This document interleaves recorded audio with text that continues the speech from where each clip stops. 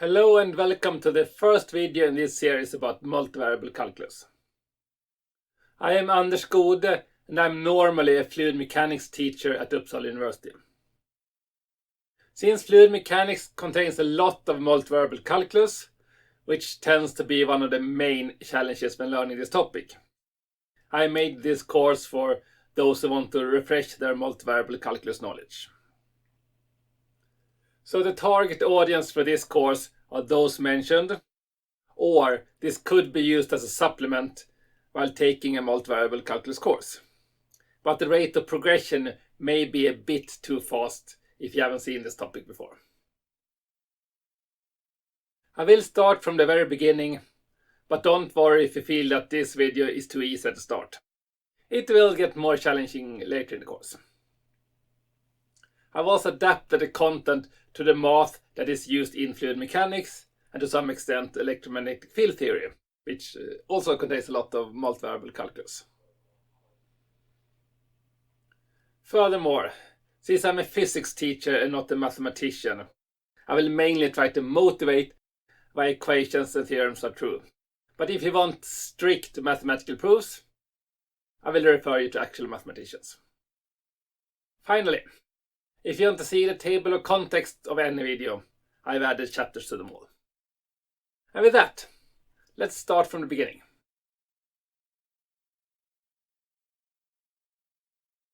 In single variable calculus, we work with scalars, which contains a value. Some examples from physics include time, which we measure in seconds, temperature in Kelvin, mass in kilogram, volume in cubic meters. Note that I will use the non-standard symbol of a V with a strike through for volume, as the letter V commonly is used for velocity in physics. We also have energy in joule and density in kilograms per cubic meter. In multivariable calculus, we will introduce the vector, which has both value and direction. One example is the position, which in this course will be noted by the letter R. Here, we will use an arrow above the letter to describe that it's a vector, but in other literature you may see other notations such as bold fonts for vectors. So be aware that the notation could be different. Other examples of vectors are the velocity in meters per second, the acceleration in meters per second squared, the force in Newton, and the bending moment in Newton meters. There are variables with more than one direction. If there's two directions, we call it a second order tensor, or a tensor of rank 2. With this notation, a scalar would be a tensor of rank 0, and a vector tensor of rank 1 as you have 0 and 1 directions respectively. Examples are the stress tensor given in newtons per square meter, and the strain tensor without any unit, which you may have seen if you studied solid mechanics. These will also appear in fluid mechanics. Here, tensors of rank 2 will be noted by 2 lines above the symbol. Again, you can find many different notations in literature, such as 2 lines under, 2 arrows, etc. Another example is the moment of inertia tensor, which you can find in mechanics classes. Tensor calculus is a huge topic, and I will only do a small introduction here, while the main focus will be on vectors. Let's start by talking about how we can represent a vector. Assume that I have a two-dimensional xy plane and a vector called A. We can now introduce the angle theta between A and x-axis. And we can also introduce the length of the vector, which can be written as the absolute value of the vector A. A shorter form is to simply write A without the vector arrow. In these videos I will often use this shorter form when possible to get a more clean look. If you want to use it, just be extra careful to always include the vector arrow when needed. Also, note that the length of the vector only has a value, and hence is a scalar.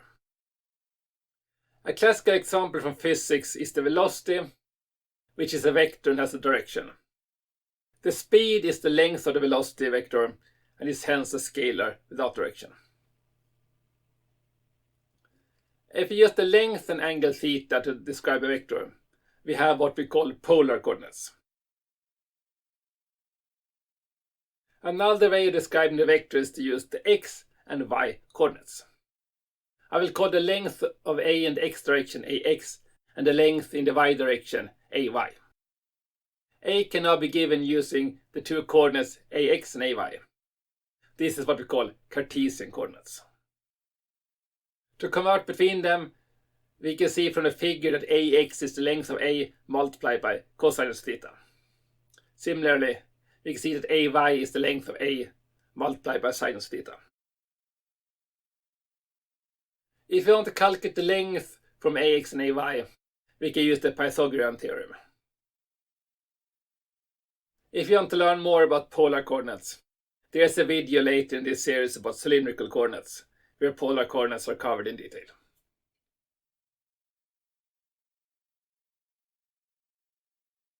The next thing we're going to talk about is basic algebraic operations with vectors.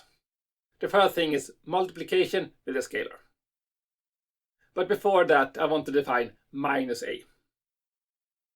The negative vector can be obtained by changing the direction of the vector to the opposite. In our polar representation, this means adding or subtracting 180 degrees to the angle, while the length of the vector will remain the same. In the Cartesian representation, we will simply add the minus sign to each individual coordinate, which gives that minus a has the coordinates minus ax in the x direction and minus ay in the y direction. Now we can continue with multiplying the scalar value c with the vector a.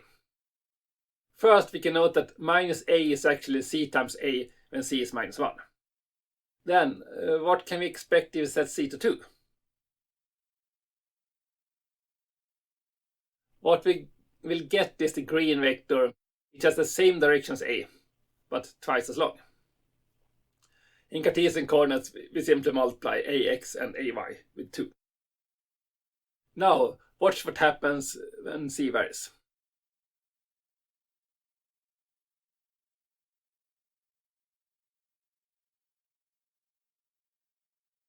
The general equation in Cartesian coordinates is that we multiply each coordinate with a scalar c. The length of the final vector will be the absolute value of c multiplied by the length of the vector a. The angle will be the same if c is positive.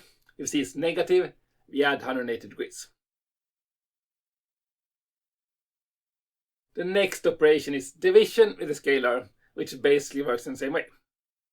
We simply divide each coordinate with a scalar value. And the final length is the length of a divided by the absolute value of the scalar.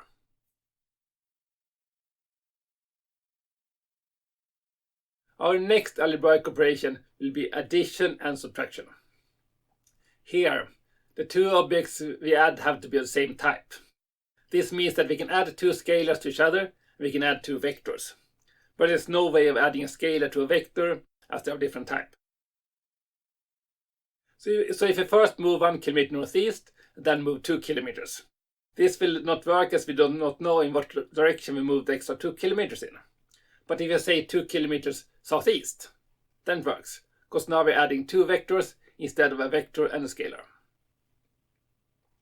Let us illustrate this by adding an extra vector b to the figure with coordinates bx and by. To add a and b together, we simply put the start of vector b at the end of vector a. The vector a plus b will then be the vector that starts at the start of a and ends at the end of b. This is the geometric way of adding vectors. To get an expression for Cartesian coordinates, start by only looking at x coordinate.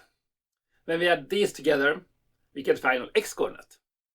If we do the same for the y coordinate, we see that if we add them, we get the final value as well. Hence, to add the vectors in Cartesian coordinates, we simply add each component separately. One way to illustrate addition in practice is our example of walking. If you first walk along vector a, then we walk along vector b. A plus b is then the vector from our starting point to the point we are standing at after we completed our walk. If we want to know how long distance we have traveled, we add the length of both vectors. And to clarify the terminology, distance is a scalar. If our movement has a direction, we talk about displacement. Now, I want to quickly mention the triangle inequality, which states that the length of a plus b is smaller or equal to the length of a plus the length of b. Or to say it in terms of our travel. If we travel along a, then travel along b. Our travel distance will always be longer or equal to the distance between our start point and our end point. The distance would be equal if a and b have the same direction. Next up, we have subtraction of vectors. Here we can note that subtraction is the same as addition with a negative vector, as it has the opposite direction. Hence, we create the negative vector minus b and then add it to a, the same as before.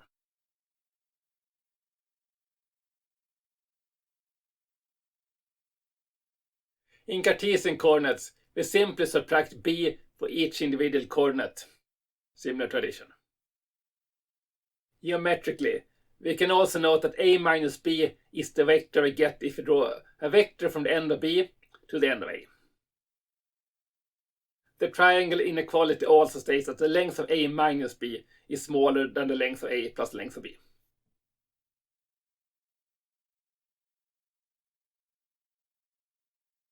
The next concept we're going to talk about is unit vectors.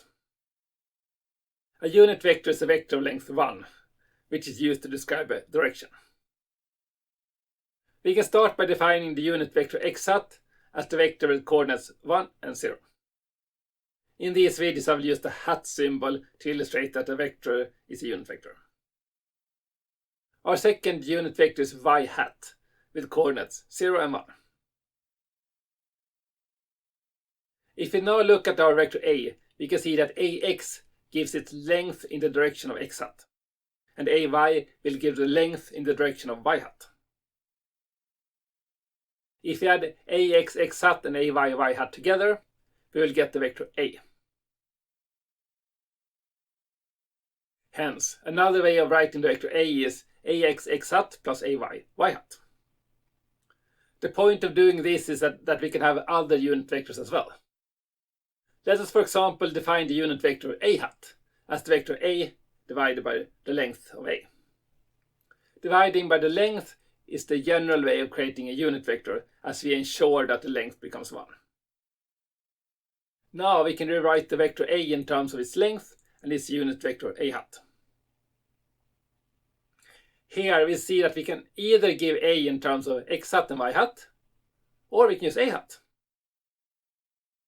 The idea is that we can have multiple sets of unit vectors that can be used to define the vector a. As an example, let us start by defining x hat and y hat and define a in terms of these.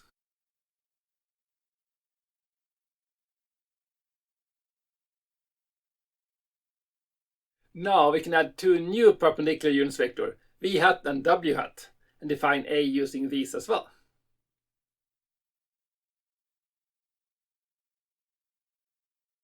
A is now either ax x hat plus ay y hat or av v hat plus aw w hat, both describing exactly the same vector. Let us call the angle between x hat and v hat theta. This means that v hat and w hat are rotated with angle theta with respect to x hat and y hat. Hence, theta is also the angle between y hat and w hat. Moving from the x hat and y hat to v hat and w hat is simply a rotation of the coordinate system with angle theta clockwise. Assuming that we know ax and ay, the next question is, how can we calculate the values of av and aw? Start by looking only at the vector ax x hat and rewrite this in terms of v hat and w hat. From trigonometry we see that the v component is ax cosine theta. Similarly, we see that the w hat component is minus ax sinus theta. We get the minus sign as it has the opposite direction of w hat. Let us write down the equation for this as ax x hat equals ax cosinus theta v hat minus ay sinus theta w hat. We can also see that it is possible to divide all terms with ax to get an expression for x hat.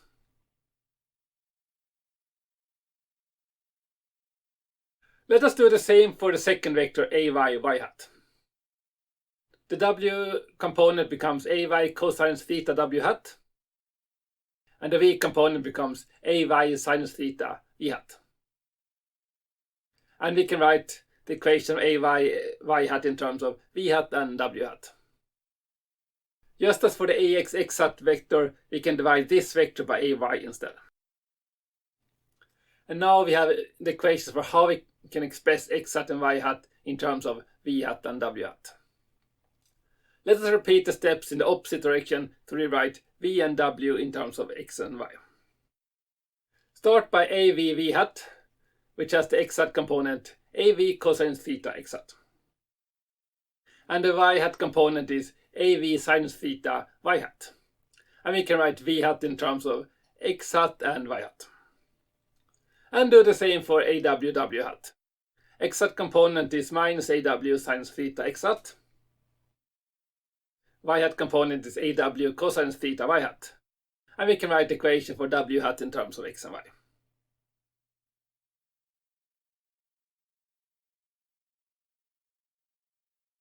To get the final equation for the transform, start by writing a in both coordinate systems. Replace ax x hat with the expression in terms of v hat and w hat. Then replace ay y hat in the same way. Reorder by letting these two change places. And collect all v hat terms and w hat terms respectively.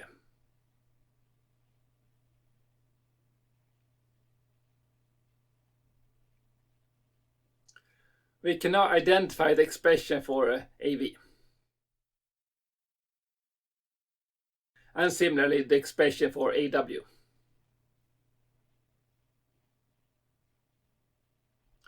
Using exactly the same method, we could derive expression for AX and AY as well. Here I will only list the final results. These are the expressions you will need if you want to rotate the coordinate system with the angle theta. The idea with unit vectors is that we can have multiple coordinate systems at the same time, depending on which one that is most practical at the time. Before we leave unit vectors, we should quickly mention the three-dimensional case. When we add the z direction, we need to do it correctly as there are two options, up or down. What we want is to use what we call the right-hand rule to define the direction of z hat. The rule works as follows. Place the thumb of your right hand in the x direction. Place your index finger in the y direction. The z direction should now be in the direction of your middle finger and perpendicular to both the x and y directions. This is very important as several mathematical equations will assume this order for the three components.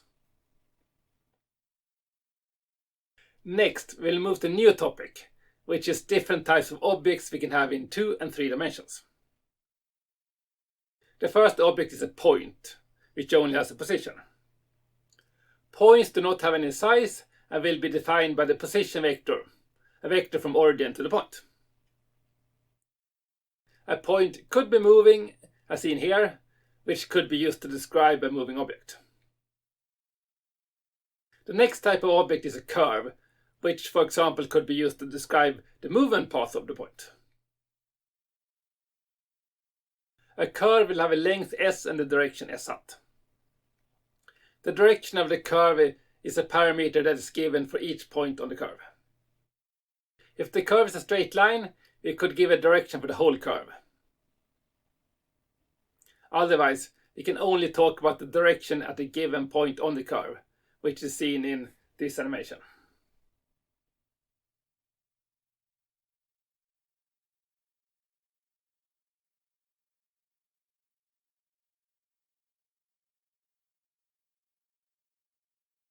A curve will either have a starting point, here called Rs, and an end point, Re. Or the curve could extend to infinity.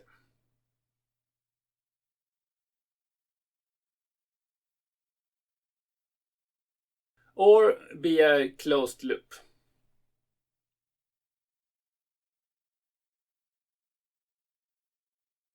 To describe a curve, we use what we call a parametrization.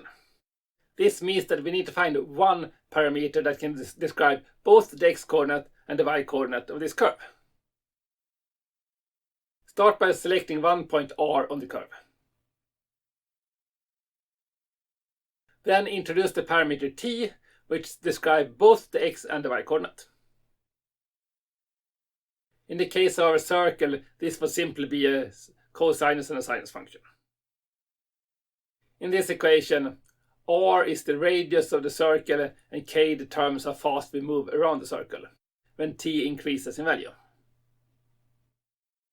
We can also introduce the velocity we are moving with as the vector v, which has the same direction as s hat.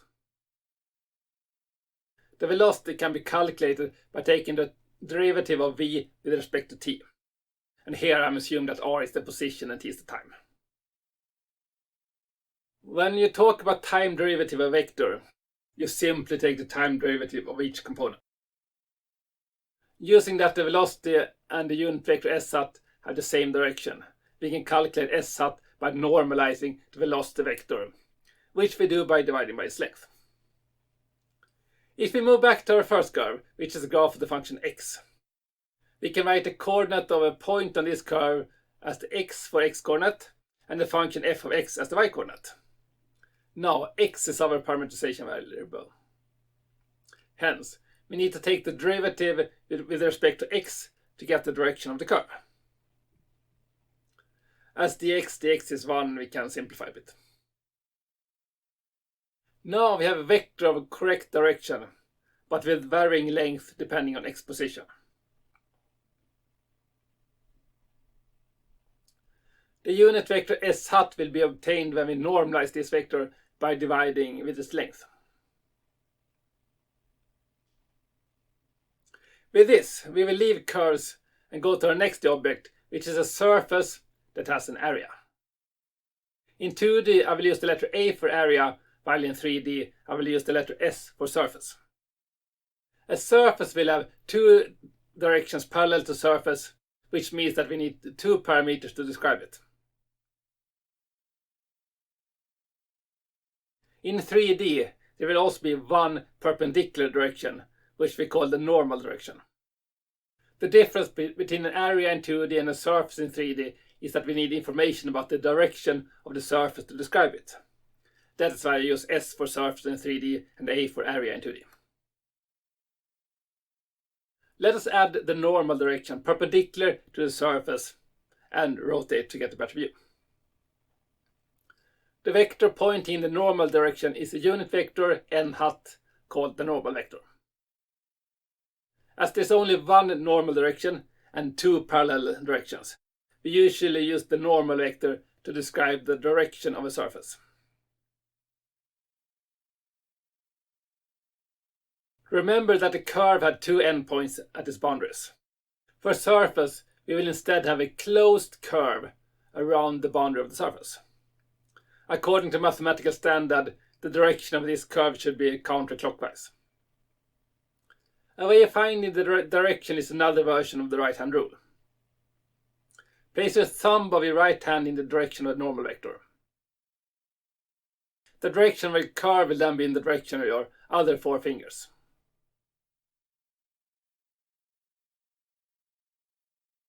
Let us continue and look at the curved surface. We can create a boundary curve in a similar way as before.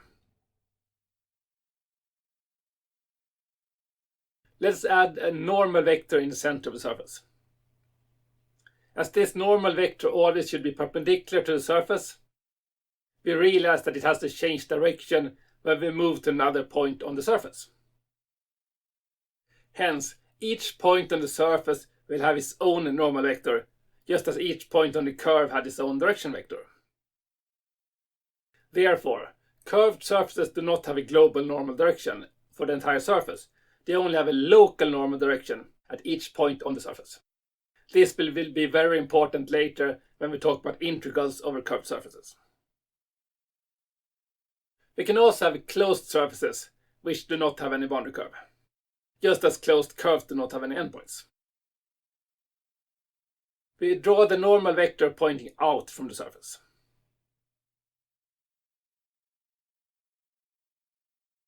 A topic closely related to surfaces is simply connected regions. The definition is as follows. Create a closed curve inside the region.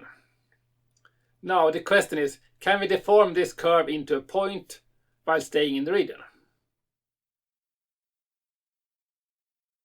If this works for all curves in the region, we call the region simply connected.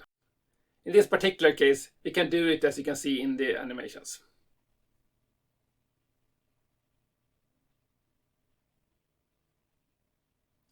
To show a region that is not simply connected, let us create a region with a hole in it. Now, if we create a curve around the hole, we can no longer deform it into a point without leaving the region as the hole is blocking it. And the reason I mention this here is that some theorems, such as Stokes' theorem, require simply connected surfaces to be valid. And more on this later. The final object we will talk about is the volume, which has 3 directions and hence needs 3 parameters. The boundary of the volume will now be a closed surface, which is the surface you see. As the volume extends in all 3 directions, we do not need a direction to describe it, just as we do not need a direction to describe an area in 2D. We can, however, add the normal direction of the closed boundary surface to the volume. Volumes are generally used in this course when we talk about integrals in 3 dimensions. And they are often easier to understand than surfaces, as we don't have to work with the directions. Finally, I want to mention visualizations a bit. As 3D figures are complicated to draw, we often represent 3D with 2D figures. Hence, it's common to draw a volume as a 2D area and the boundary surface as a closed curve.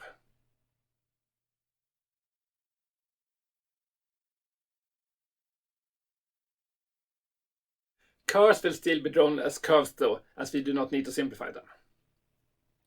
In this course, I will often draw 2D figures, but use the notations v, s and the normal vector to illustrate that I'm thinking that the third dimension exists, even if we cannot see it.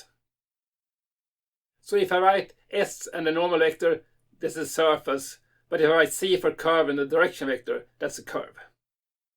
I will of course say what I mean as well for each case.